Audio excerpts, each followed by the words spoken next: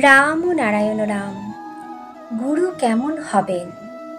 যে গুরু সন্ত মহাপুরুষে এইসব লক্ষণ থাকে, যিনি আমাদের দৃষ্টিতে প্রকৃতবোধ সম্পন্ন তত্ত্বজ্ঞরূপে প্রতিভাত, তাকে ছাড়া আর কারো মধ্যে তেমন অলৌকিকত্ব ও বৈশিষ্ট্য দেখা যায় না।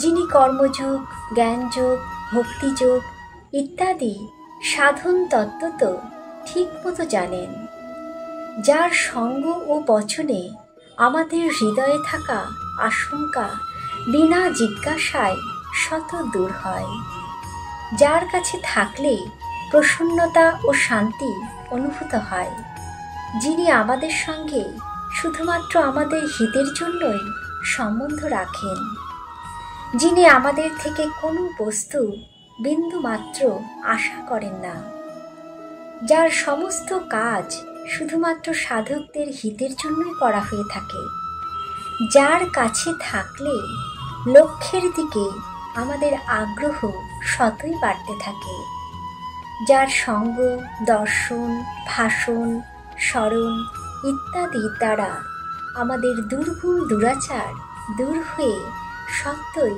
সদ্গুণ সদাচার রূপ দৈবী সম্পদ বর্ধিত হয়। রাম নারায়ণ রাম।